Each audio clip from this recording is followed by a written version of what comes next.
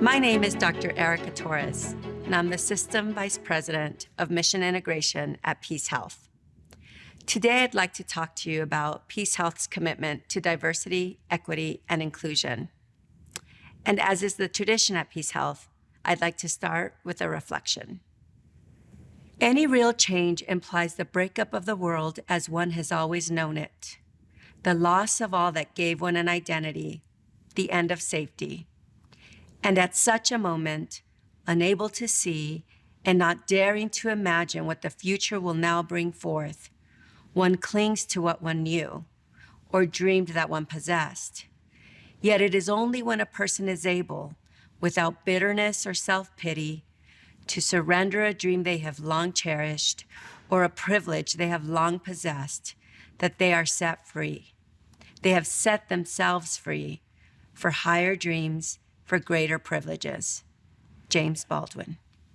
As an organization whose core values are respect, social justice, collaboration, and stewardship, diversity, equity, and inclusion are literally embedded into the fabric of our being.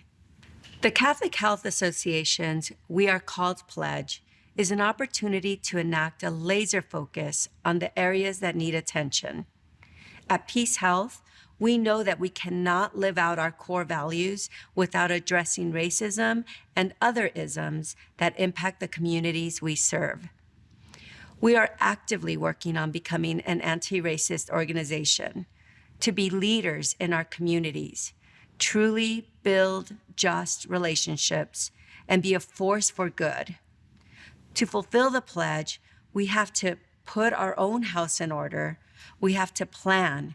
We have to hardwire diversity, equity, and inclusion in the same ways we've hardwired safety. We have to keep learning and hold ourselves accountable at an individual, network, and system level so that we can make measurable progress. The CHA Pledge has identified the following pillars in the work towards confronting and dismantling racism. They include putting our own house in order, building right and just relationships with our communities, and leveraging our united and powerful voice to advocate for changes. We're taking the commitment to this pledge seriously, and we know it calls us to do work that may be new or challenging. We know this work requires tenacity and courage.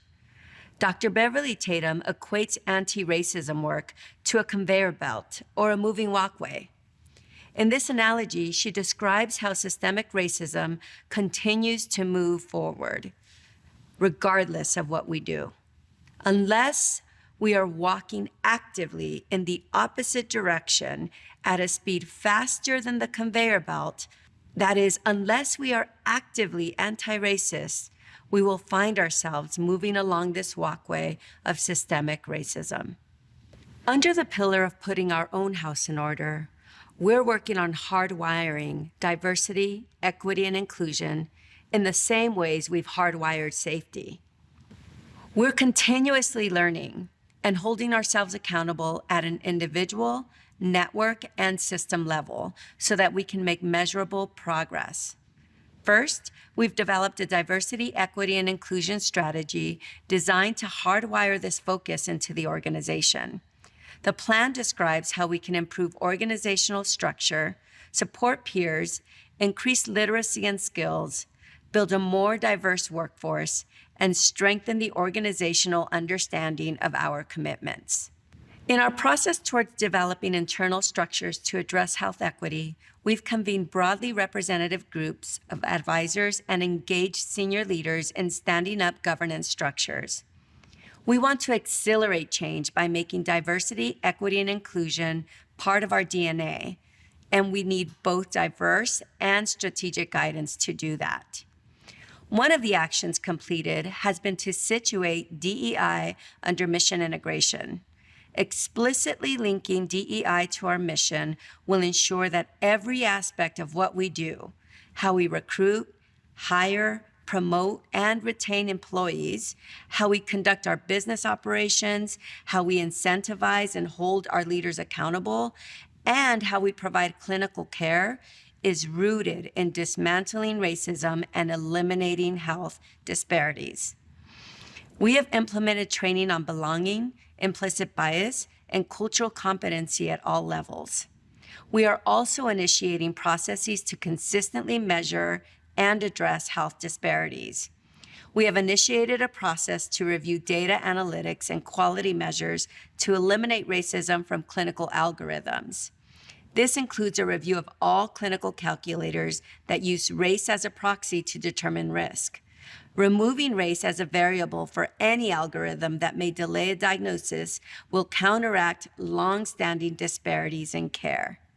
Given the challenges of the pandemic, along with knowing how Black, Indigenous, and persons of color have lacked access to culturally responsive care, we've made enormous investments in behavioral and whole person care to better support our caregivers.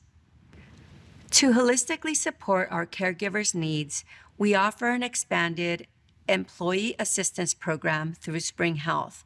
These services support mental, spiritual, physical, legal, and financial well-being. We have also launched the Care for the Caregiver Support and Healing Program. This program offers on-demand confidential therapy sessions with PeaceHealth licensed mental health clinicians.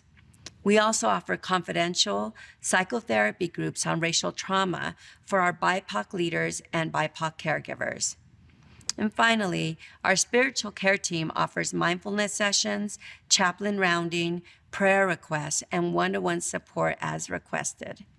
PeaceHealth is rooted in community-based partnerships that enable us to address social determinants of health. Driven by our belief that good health, prevention, and community well-being is a fundamental right, we work with communities to provide hope, care, housing, and nourishment.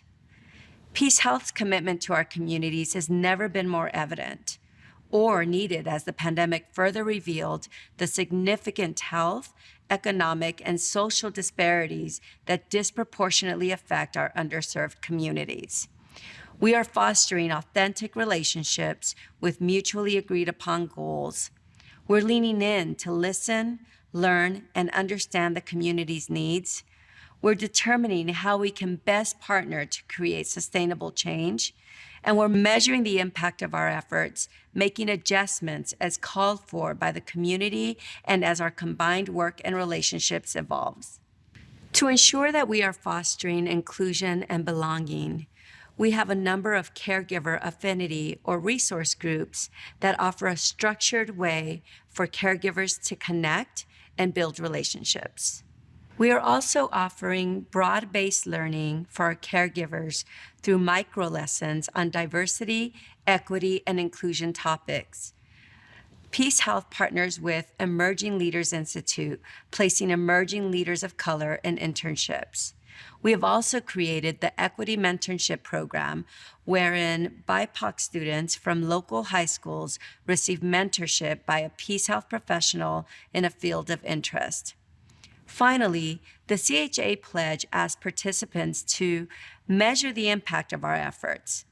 To do that, we are focusing on retention of caregivers from diverse backgrounds, indicators of respect generated from learning management system responses, and participation in training initiatives, among others. In our efforts to advocate to end health disparities and systemic racism, we are actively involved at the state and local level to raise awareness and educate others. In 2022, PeaceHealth's Dr. Jason Suh was appointed to the National Health Equity Advisory Group. This new multi-stakeholder group is being convened on behalf of the Centers for Medicare and Medicaid Services, and it is to provide input on the measures under consideration for payment with the goal of reducing health disparities and inequities that are closely linked with social determinants of health. Dr. Suh has served PeaceHealth communities for the past 25 years and is the Columbia Network's Medical Director of Informatics, as well as a hospitalist at PeaceHealth. Dr. Suh's 2-year appointment to the MAP Health Equity Advisory Group is a nationally esteemed and sought-after distinction and a unique opportunity to provide CMS with meaningful, firsthand input to improve national health equity reporting metrics in pursuit of our shared goal of health justice for all. This slide depicts some of the outcomes of our efforts.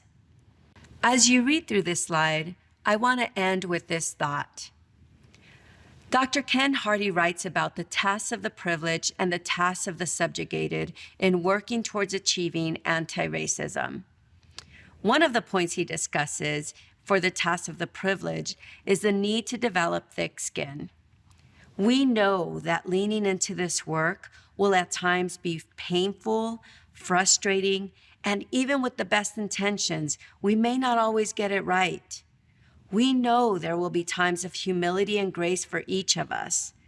Developing thick skin will help us stay in this fight towards justice and health equity. I am so honored and deeply committed to be part of the change. I commit to work actively in partnership with you all as we all continue to walk against the conveyor belt of systemic racism.